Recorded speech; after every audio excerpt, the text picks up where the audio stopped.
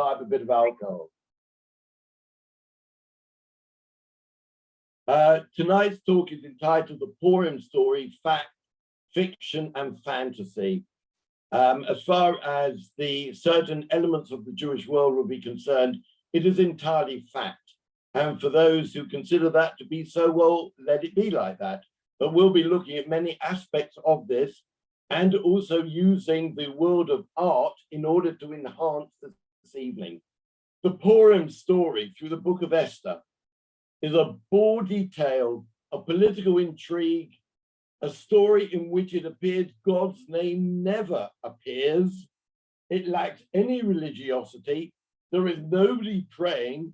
It is a work that seems to extol political intrigue, unseemly celebration, the beauty of women, intermarriage, feasting, feasting, feasting, and feasting again, lots of drinking and revenge killing.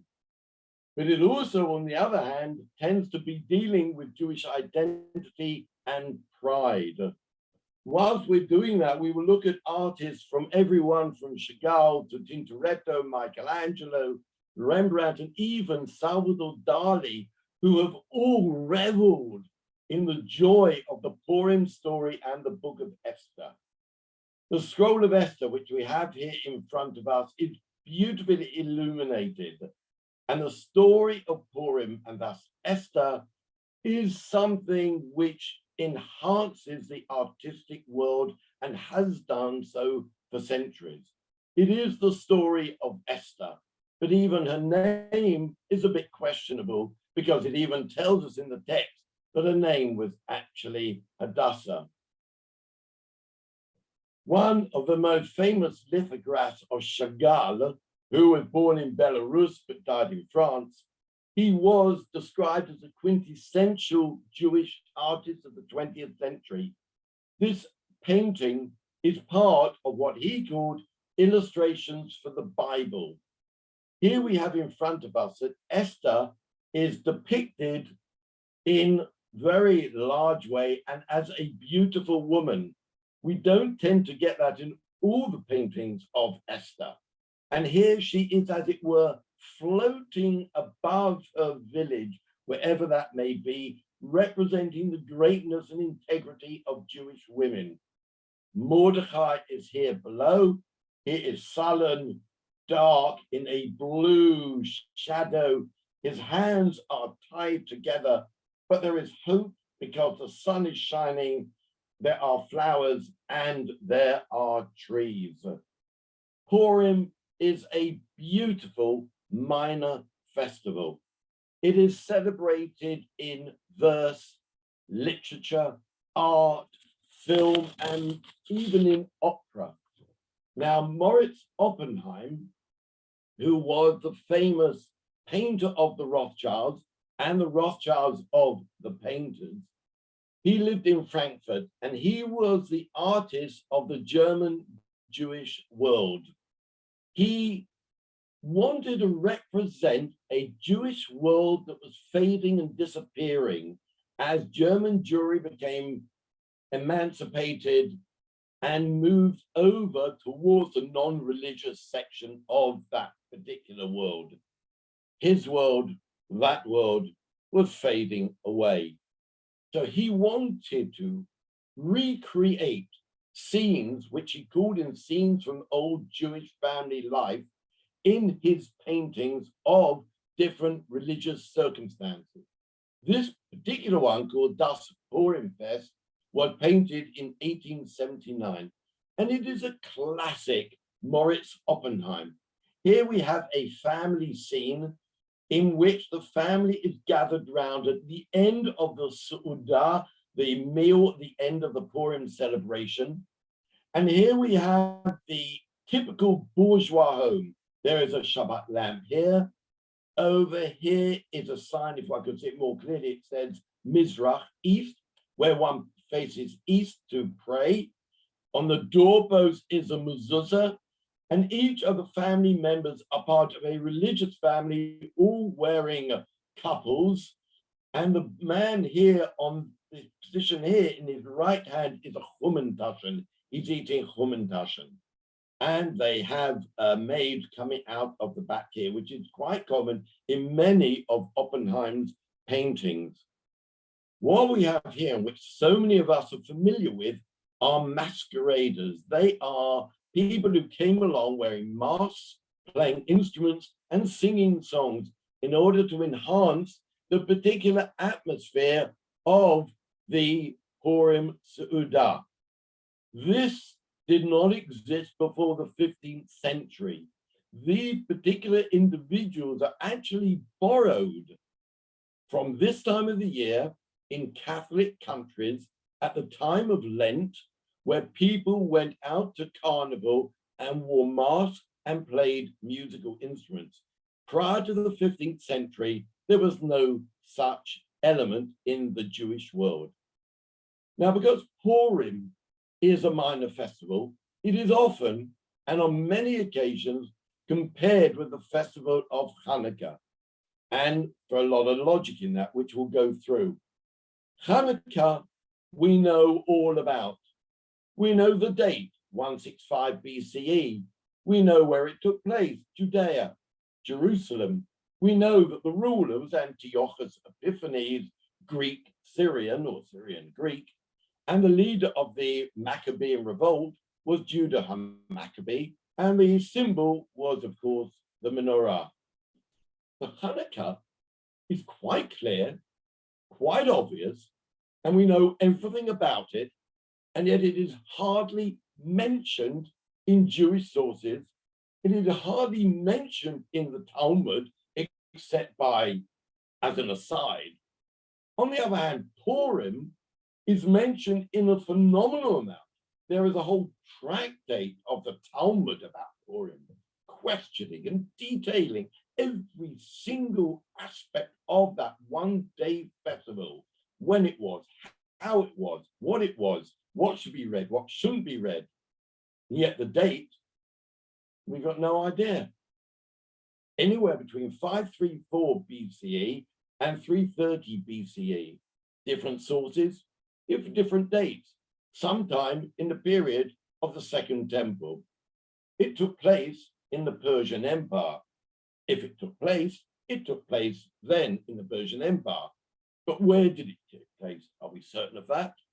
And then there is, of course, who are the personalities? There is no Antiochus Epiphanes who really did exist. There's Ahasuerus, who is of questionable origin. Was he Xerxes? Was he Artaxerxes? Different sources, different opinions. And then who is Esther? We've already said she was known as Hadassah. Was there an Esther, or is this a name of a minor god? Was there a Mordecai, or is that a name of a god? And then who was Vashti? Who was Haman? None of these personalities are actually verifiable in absolute terms within historic world. It is somehow a festival which we know little about, but an awful lot is written. Now, we do know that it took place in what we would call Shushan. Shushan today would be known as Susa, which here is in Iran. This would have been Persia. And this element of the Jewish world is one of the most fundamental parts of the Jewish world. It encompasses from the most ancient beginnings of what it was to be the children of Israel. Here we have down here Ur of the Chaldees, which is the area from where Abraham came. The rivers Tigris and Euphrates is mentioned as being the center of Babylon, as mentioned in the Bible itself in Genesis. And here we have Nineveh, where Jonah would have gone to. And this area is believed to have been the area of Shushan, Susa, where the story of Purim took place.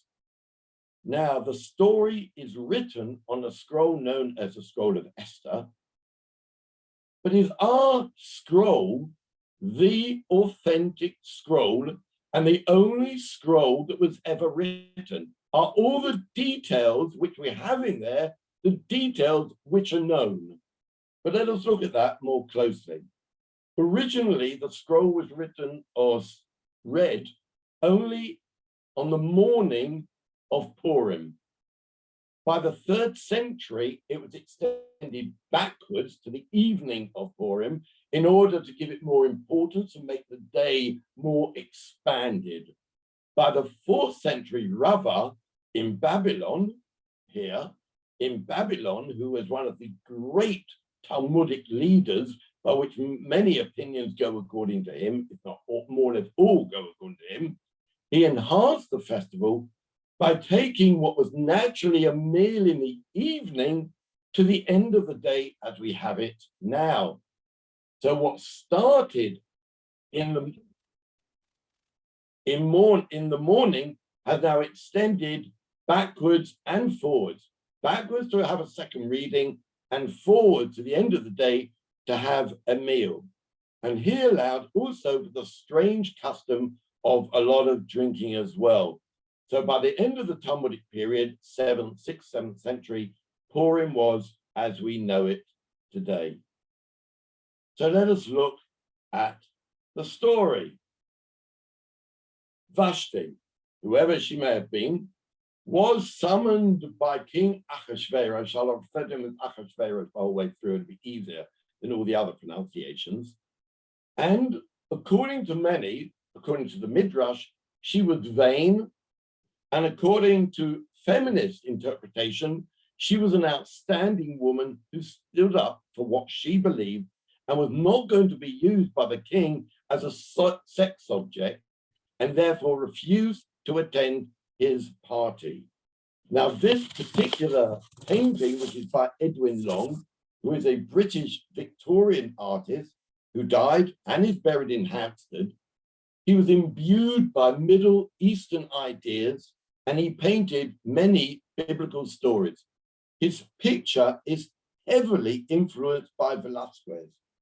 Here we see Vashti in the classic pose of a queen, in the royal regalia, the yellowy white, which we see again and again.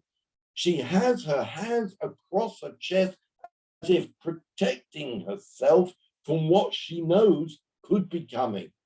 Here are the men celebrating, waiting for her, and her servants beg her to go forward. This servant here, his arm is extended, or her arm is extended for her where to go. And this servant is on her knees begging Vashti to go to where the party is ongoing. As we know, Vashti refused to go, and she is no longer the queen. Now, many people think that the particular choosing of the bride, which then went on within the book of Esther, is somehow unique in the book of Esther. If one follows the history of the Tsars of Russia and many other royal families, all the Tsars went through the process which Esther went through in order to become queen. This is known as a bride show. And this was turned into music, the Tsar's Bride. We're allowed Russian, are we? And this is by Rimsky-Korsakov in 1899. Here is a particular image of the Tsar choosing between a number of women in order that he should choose one bride.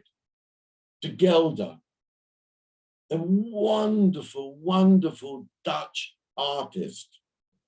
He captures the scene of the final selection of Esther as the queen before going to the king. In this painting, and you can see here how he follows in the style of Rembrandt, a rather dark, brooding atmosphere. The queen is not looking happy as she's just been made the queen, but she is looking pensive and rather upset and a bit perturbed. And over here in the corner is Mordecai behind a mirror, seeing what is happening to his questionable cousin, definitely, but questionable wife.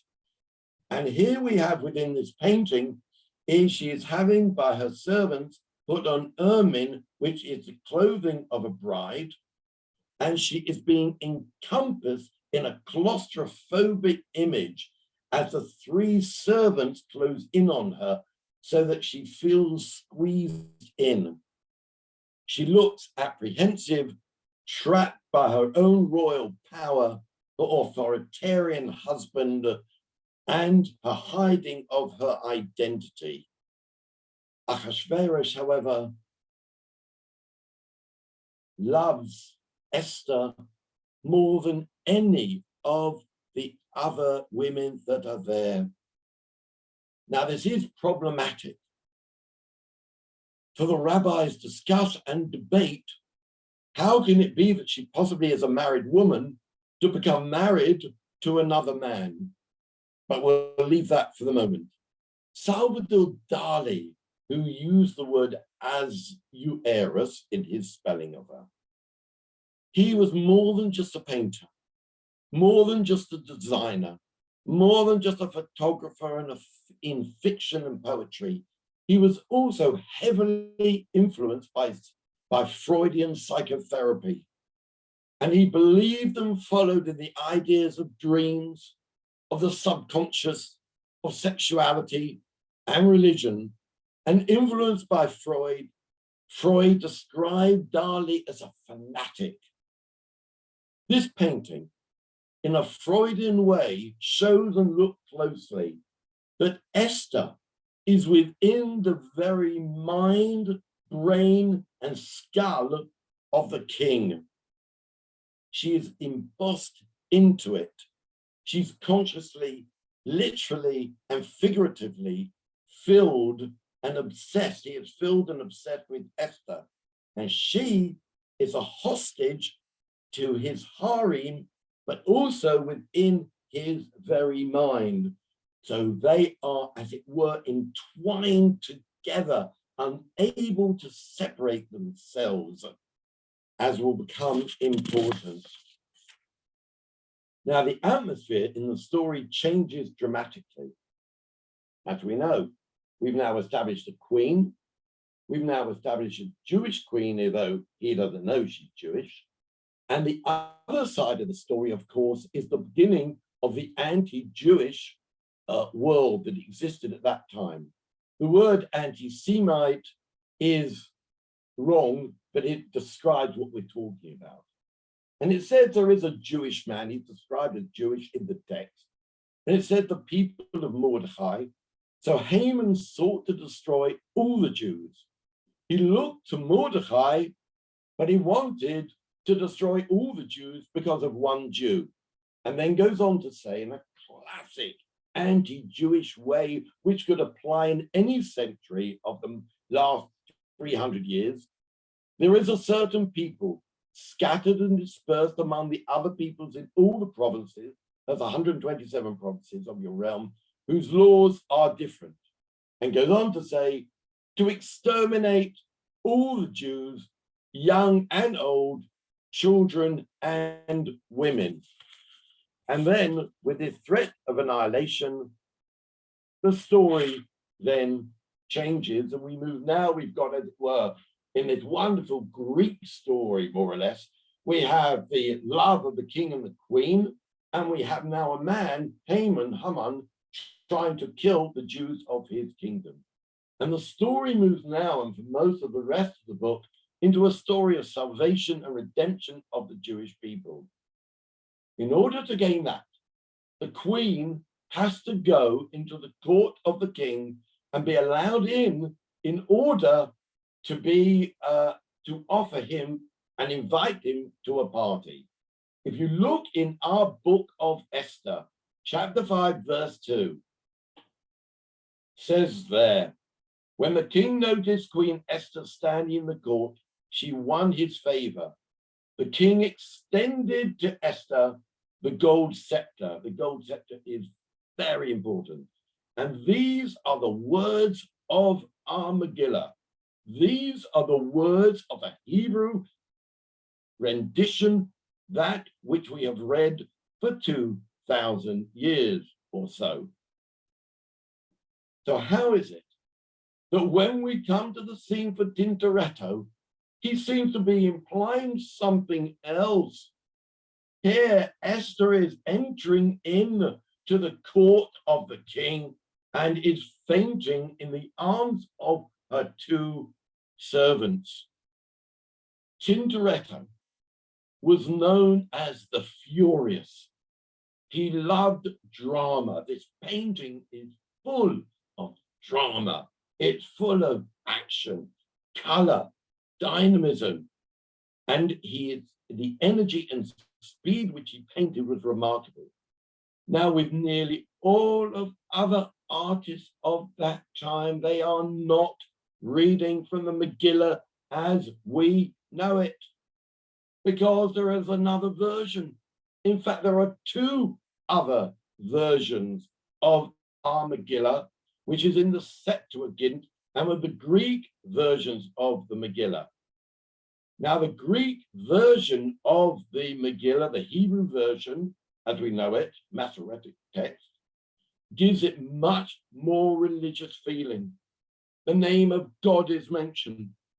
There are people praying, Esther prays, Mordecai prays, but the Septuagint, which started its life well over 2,000 years ago as something spiritual and special in the Jewish world, by the rise of Christianity, became completely unacceptable as it became the source for Christian theology and much of the New Testament.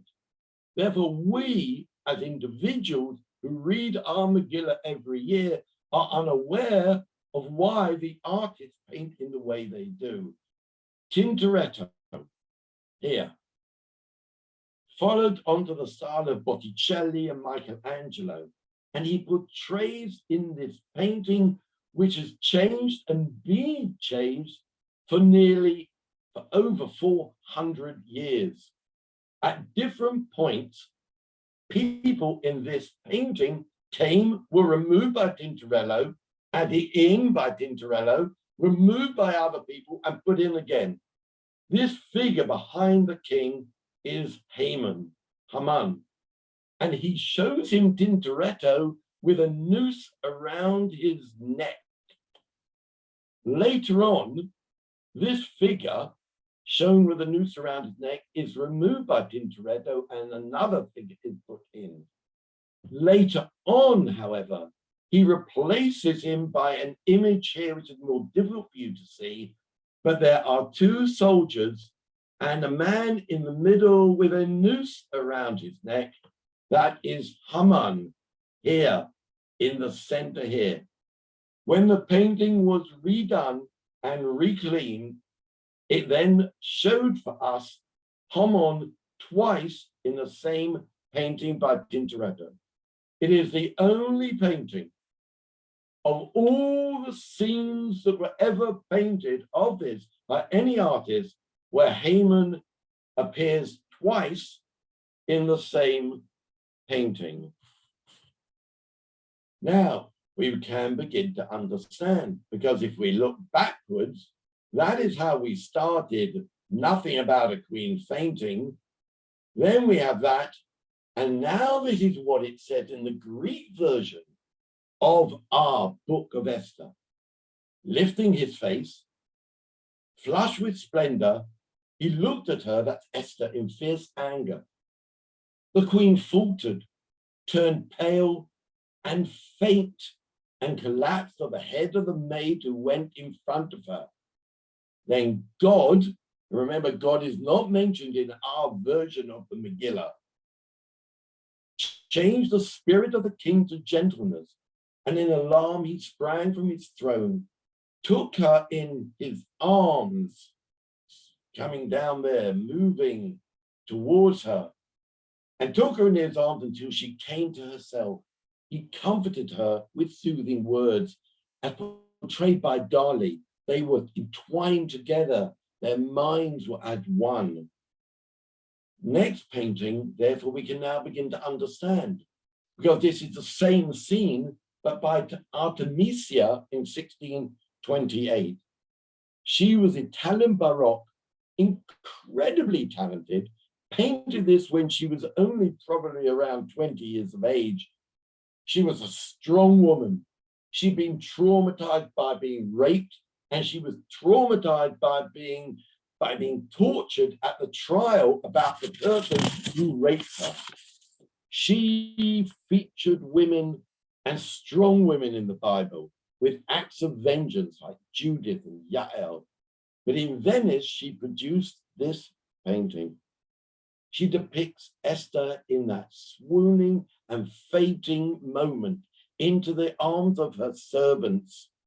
And she is wearing a beautiful and elegant dress, and she is the power in this painting.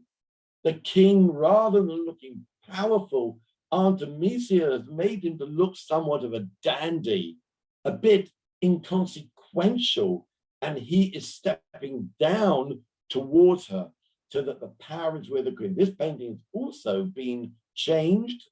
There were other aspects to it here. We can see just the remains of a curtain, but that is not the subject of tonight. Now, the story is beginning to turn against Haman. Let us look at two equivalent areas here of chapter 6, verse 1, and then verse 13. In the Hebrew version, of which we have 167 verses, you can count them if you like, we know that the king is asleep and he wakes up and he has a dream about Mordecai and about, etc. And it says that night the sleep of the king fled.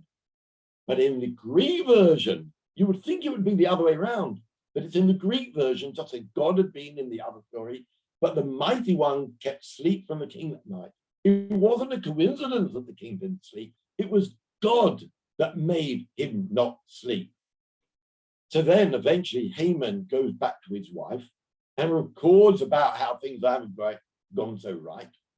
And his advisors and his wife Zeresh said to him, since Mordecai, before your downfall has started, is of Jewish origin, you don't stand a chance.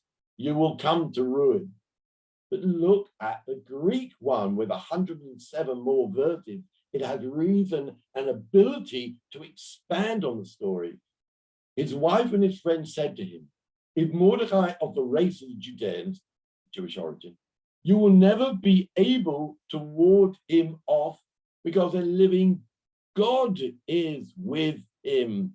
There is no mention of God before, but now in the Septuagint, in the Greek version, there is a lot about God. Then they come to the feast.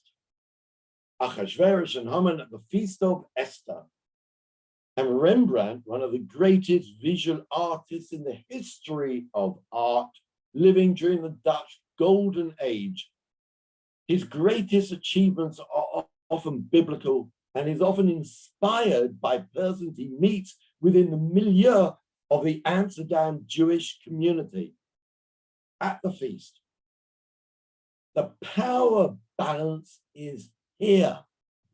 Note, the king is in the center of the painting and is holding in his right hand the scepter. He is always holding his scepter. Esther is close to him wearing the golden yellow colors that the queen we've seen her wearing before. And there, as it were, on one side, Haman is diminished in stature. He's more and more shadow, and he is on this side away from them. There is a chasm between them. And then comes the dramatic moment, the denouncing of Haman to Achashverosh in chapter 7, verse 6. And no artist tells this dramatic scene better than Norman in 1888, who is an English artist. Again, the scene is quite clearly demarcated. The king, here Achashverosh in the background, with a shiny gold piece on his head, is on the same side as Esther, and Haman is on the other side. Esther is lit up, as it were, like a lamp. Her white cloak is shimmering in the light, and her gold at the base of her piece is also golden gold. and she is pointing her arm in the distance to Haman, who is cowering in shock and awe at the accusation that she puts against him, that he is going to be murdering the Jews. And his gold is tarnished. He's in the shadow and he's tarnished and cowering. The king is in the background because the king is not part of this scene. The main scene here is the denouncing of Haman by Esther. And this beautiful scene is just one of the main protagonists, Haman and Esther. Back to Rembrandt. At that point, Haman begs for mercy. In a very Rembrandt painting, we can quite clearly see here the darkness of a Rembrandt. The king dominates the center. The scepter is there, visible. Everything around him is dark and black, but his scepter is visible. The Queen Esther she's lit up, wearing a golden cloak. Again, the yellow, and this time Haman is diminished more and is on his knees with his hands outstretched to the level of the knees of Esther, begging for mercy. His gold again is tarnished. She is lit up. Botticelli. In the 15th century in Florence, there was a custom in Florence for people to give, a wife would receive from a husband-to-be a chest in which would be their trousseau. And the trousseau was often decorated with scenes which Botticelli or other artists, especially within the Florence area, would paint for them to receive. And Botticelli probably did actually not paint this, but was probably painted by his student Lippi. But this is a classic triptych in 3 sections, which you see so much in church art as well. And so he can portray within one painting 3 scenes that Botticelli, more famous for what he did on the Sistine Chapel. Here we have Mordecai, who is by the gates, as it were, in his cloth and ashes, praying for the savior of the Jewish people. Here is the Queen Esther going before the king. The king here is putting out his scepter and the queen is fainting. And in the third part of the triptych, Haman is kneeling at the body of Esther, who is in front of the king, wearing blue as there. And there we would think maybe that triptych ends. But in fact, this triptych does not end there. Because if we look to the very back of this painting, we see an image of Haman hanging on a gallows. So he has managed to get in the 3 scenes, 4 scenes, if you look closely. Now, this scene was to be of fundamental importance, not only in the story of the Book of Esther, but in Jewish history into the medieval period. For Haman is hanged, and when he is hanged with his sons, this was often reproduced, reenacted year by year, often by youth who would hang an effigy of Haman in the streets around where they lived. This would result in a lot of anti-Jewish feeling and attacks on the Jewish communities, who they said were reenacting the crucifixion of Jesus Christ when they were doing this. And therefore the Jews stopped hanging an effigy. This hanging of the effigy was also seen in many ways as being the first blood libel. These 6 panels, there were 3 on this side and 3 in the other, were presented to a bride. Back now to the book of Esther and the Greek version, Hebrew, English, Greek, 8:11. This particular aspect of the Megillah which we read has caused and is the cause of much debate and many problems, and has even had authentic rabbis in previous periods wondering whether this should in fact be included in the Book of Esther. There are those who today, not within the Orthodox world, who live this out completely as they see it as being unfit to be in the book which we're reading. Now, this idea of not including the whole of the book that we say is not unique, because when the rabbis debated what should be in the Book of Esther, there were those who said it should begin with chapter 2, and some said chapter 1, and said some chapter 4. So it has always been open to a fluid argument. Here we say today, the Jews should be able to organize and defend themselves, to destroy, slay, annihilate any armed force of any people or province, or 127, that threaten them along with their children and women. And this is a Masoretic text. This is in other the Masorah. This is a received text, which is a rabbinic text, Hebrew text, which we read today. On this occasion, the Greek version did not add to it, as it seems to have done everywhere else, but in fact, it reduced it. And instead of all this violence, it said, and to deal with their adversaries and their enemies as they would, mitigating harsh language. For this section here, it goes on to describe how we were to kill 300, then 500, and then 75,000 people. And it would be said that this was to show, or shows, a complete abuse of power.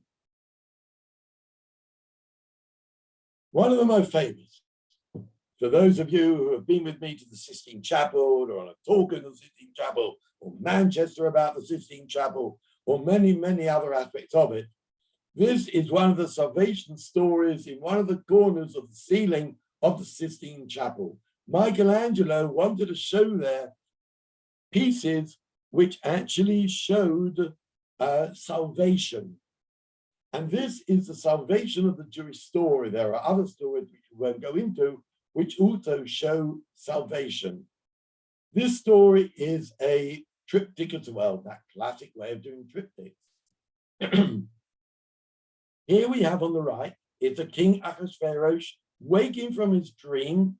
He's in a naked state, waking from his dream, reading in his book, and sending Haman in yellow, Haman is in yellow here, to go out to Mordechai, who is sitting here, in order to take him on a horse around Shushan. Go to the left now. This is Queen Esther and the king, pointing at her hand. They're pointing at Haman and accusing him of wanting to kill the Jews. And the center here has the hanging of Haman. But it isn't quite a hanging. It is the imagery which we saw before, the imagery which we saw here in the hanging, and we saw in other places where he is shown to be, as it were, crucified. But what is telling here is in the foot, which you can't see, but I can. Here is on a cross, and he has a nail through his foot. It is a precise enactment. So says Michelangelo, according to some opinions and opinions of others, just as the Jews killed Haman and crucified him, so they are guilty of later crucifixion. And this is what he portrays. But we don't want to end on a note of crucifixion and all this stuff. Today, we have a wonderful way of blotting out the name of Haman. This gradually developed in the Middle Ages as well, and earlier some of it. And there were those who we've already said would make effigies of Haman, which they would destroy. They would put the name of Haman on stones in other communities, rub them together until the name was obliterated. There were those who would put the name on their shoes and bang their shoes on the floor until his name was eradicated. Some communities wrote his name on paper. They took them home, they dropped them in water, and they allowed the name to dissipate. Then we have Gregors and Clappers. Another had burnt sticks where they rubbed two sticks together until the name, and then burnt them until the name of Haman would disappear. Let me come to the end, with something which is known to many, many people, but worthy of saying it again. The 10 sons of Haman are hanged together, chapter 9, verse 7. And the custom is for the reader of the Megillah to read these names in one single breath, because they were, as it were, hanged together. It has been noted in the Haggadah that certain letters of certain names are small, which I here put in red, Taf, Shin, Zayin. And so of the 10, 1, 2, 3, 4, 5, 6, 7, 8, 9, 10, 3 of them have a small letter, Taf, Shin, Zayin. In Hebrew, each Hebrew letter has an arithmetic value. And it says here, Aseret, the 10 sons of Haman, the son of Hamtosa. One letter is worth 400, the other one is worth 300, the Zion is worth 7, which makes 707. We have a custom to this day on all our tombstones. We do not include the year of the thousands.